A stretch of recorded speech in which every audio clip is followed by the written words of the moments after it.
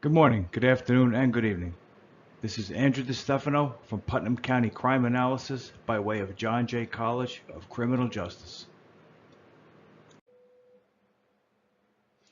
We're in currently week number 3 of my project, which I'm looking into South American gangs in Putnam County, ? And I do emphasize I use the term ? Because it's something that I'm not saying that there is. I'm saying that either there could be, there may be, or it might happen. Right now, I'm looking at what's happening in New York City, which is only 60 miles south of us, and also in Danbury, Connecticut, which is only 20 miles away.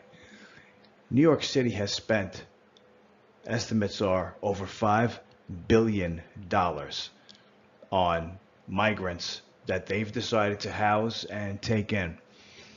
The most prominent gang of South American gangs is Tren de Aragua from Venezuela. Some of them are coming now from Peru. They formed like a bond with some of them. In Peru, there's a gang, it's like a subset of Tren de Aragua. It's called Hijos de Dios, Sons of God. And what's happening is they are using, Tren de Aragua is using the WhatsApp communication method by phone, by cell phone. And because a lot of these migrants are getting free phones, and they're using this method, and they're recruiting them to go on stealing sprees and robbery sprees, and hitting stores and going after cell phones, a lot of things to do with cell phones. So I do have some documents I want to show to illustrate that some of these gangs may already be up here and looking for their next proving ground. So I'd ask that you follow along. Last week, this past week, I went to Danbury Police Department, and I submitted a FOIL request for arrest documentation of incidents that I knew had occurred in the Danbury Mall and in the surrounding area the previous Sunday, I believe it was. And this is just everything that happened in one day. This was just one day. You might think it's hysteria to think that South American gangs coming to Putnam County. Well, I would just ask you to consider the fact that, as I said many times, New York City is getting run over by Tren de Aragua. They have these operations, the Tren de Aragua does. They have these operations where they get these mopeds and these motorbikes and the city bikes that they rent out, and they drive up on people that are on their cell phone. So if you go to the city, keep your cell phone in your pocket and keep it off. They look for people that are actively on their cell phone, and then what they do is they run up on you, they smash you, they grab you, they take your phone, and then they take the phone and they keep tapping it and keep it open. Then they're able to pass it off to someone within a couple of minutes. That person has incredible knowledge, and within a few minutes, they can clean out your bank accounts. There have been multiple incidents of that actually happening. It's not a theory. It's actually happened. So what I have here is when I went to the Danbury Mall, I went to get a copy of the case incident report. In the NYPD, it's called the UF-61. It's different nomenclature. But there was, on this one form, there was 2 stores involved. Macy's got hit and Primark got hit. Both ends of the mall. And there were five people arrested. A lot more were involved in their operation um, with these South American gangs, what they believe to be South American gangs. But five people were arrested. And I do note that if you look on your screen there, and the next slide is gonna be a close-up. I'm gonna focus in on it. The addresses that these defendants gave, 700 8th Avenue, 7218 West 42nd Street, 700 8th Avenue, 3159 Flatbush Avenue, Brooklyn. Do you know what these are? These are migrant shelters in New York City. These are migrant shelters in New York City. What are they doing at the Danbury Mall? What are they doing at the Danbury Mall? You still think there's no South American gangs that can come to Putnam County? Let's go to the next slide.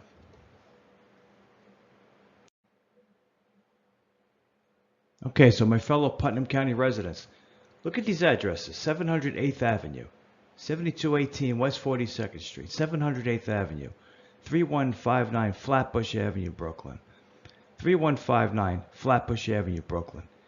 Do you know what that is? Those are migrant shelters. Those are migrant shelters. And yet, they came from the city to Danbury, Connecticut, to the Danbury Mall. Obviously targeted, obviously an organized operation. Probably one of those situations where in New York City, Tren de Aragua calling into these migrant shelters. Apparently, they have everybody's phone number, and they set them up through the WhatsApp communication method, and they put it out there, and they just basically say who wants to go robbing people today. So this is where we are. That's not my imagination. That's not hysteria. That's a fact. Those are the addresses they gave, and those are migrant shelters.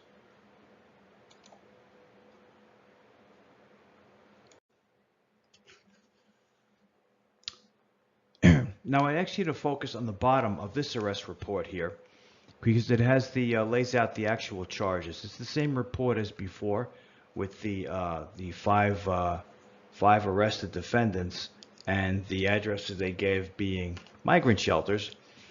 But underneath it has the charges, and larceny in the fourth degree. What that basically means is that it's a felony because it was over $1,000. So they're going for big time stuff. Conspiracy to commit larceny in the fourth degree. Multiple people involved. Multiple people got away. Multiple people caught. But again, conspiracy to commit larceny. That means that they were all working together. Again, larceny, fourth degree, more larceny, more conspiracy, risk to injury of a child. You know what that is? Same thing what Tren de Aragua has been doing. Calling into these shelters, having you bring your children with you. They send the children into the stores to do these robberies and to do these boosts. And when they do that, they know that nothing's going to happen to them. It's going to be a slap on the wrist. They're going to be released to responsible adults, unfortunately. But this has all the hallmarks. This has all the hallmarks of Tren de Aragua. This is what they do. You know, they can't do their traditional crimes like various types of trafficking, because trafficking is controlled by the cartels. And the cartels are not giving up any slice of the pie when it comes to trafficking. Not to Tren de Aragua, not to anybody. So Tren de Aragua and other South American gangs have had to focus on other types of more domestic types of crimes, what they're seeing in New York City, and now what they've brought up to Danbury. So while I do write South American gangs in Putnam County, ? It's something that we need to know, and it's something that we need to prepare for.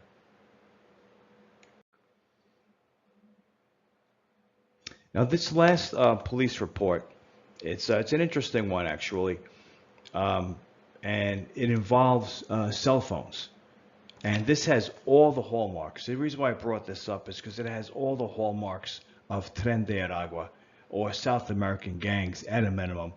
Because um, the complainant in this complaint report, and it's several pages long, the complainant took they put their phone down, their cell phone. They were at the Danbury Mall. They were in one of those dancing arcades. Put the phone down. They turn around, the phone is gone. They used the phone tracker. They were able to find out where the phone had been. They went to that house. The person didn't have it or something. They called the police the next day. The police did an excellent job. They went to the Danbury Mall. They got the security footage. They were able to get using facial technology. They were able to get a picture of the person's face, and then using that technology, they were able to track them through Facebook and ultimately to their address. And when they did that, they were able to go to their house in Danbury, or a house in Danbury. These people had said, yeah, they found a phone, but the phone was in really, really bad shape, and it was worthless, and they didn't want it. So they got rid of it. They threw it out the window of the car or something. So at that point, Danbury police used the phone tracker, and they were able to find out where the phone was on the side of the road.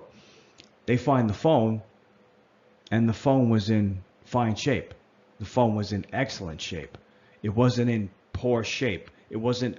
If you found something, it wasn't a phone that you would throw away. So for some reason, they threw it away. And probably what happened was they took the phone. They failed at trying to get through it or break through the security measures. There was no finances to get, and they probably just discarded the phone, because the police even note in here that the people who took the phone, their story made absolutely no sense whatsoever. Unfortunately, after all that, the victim declined to press charges, which was ridiculous, because the Danbury police really did a nice job on this case. But like I said, this has all the hallmarks of Tren de Aragua. It's really something that we really need to start preparing for and understanding. We're not going to know what these people are about until we understand them. So that's why it's very important to study them, study where they come from, how they think, what they're into, things like that. And there's so much to study now, because there's a lot of intelligence coming out of New York City about this gang and about several other gangs. As I said before, the offshoot, the Hijos de Dios, the Sons of God from Peru. I don't know of anything that any law enforcement up here is doing, especially with the state police. I don't know if the state might be doing something on a statewide basis. I don't know what they're might be doing or could be doing in Putnam County. Sheriff's Department, I don't know of anything. Of course, I'm going to get what I always term the big lie. We do that already. We're doing it already. We already know about that. We're on top of it. We know. We have a command staff, which I don't even know what that means. That was that was given during the Bonadeo disaster. We have a command staff, but this stuff is just too important to be getting the big lie. As I said, I don't know what could be going on in law enforcement up here. I don't know of anything that's going on in the sheriff's department that would counter any of these measures that Tren de Aragua is bringing to the table. Because when they come, they're going to come in force. They're going to come on like a freight train. Sheriff's Department is working on something like an accreditation or something. That's nice. That's all that does is that involves like policies and procedures. That doesn't really involve. That has nothing to do with any of this that I'm talking about. That has nothing to do with data-driven policing, problem-oriented policing, situational crime prevention, crime mapping. Has nothing to do with any of that. That's just policies and procedures. They've been working on accreditation for at least 12 years. I know they did a lot of it during the Langley administration, and then COVID hit, and they had to slow it down.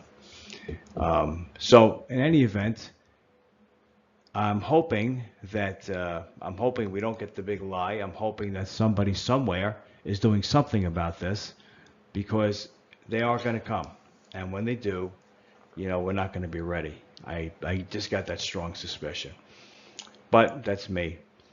In any event, I am Andrew DeStefano, and this has been Putnam County Crime Analysis by way of John Jay College, Criminal Justice. Have a great night.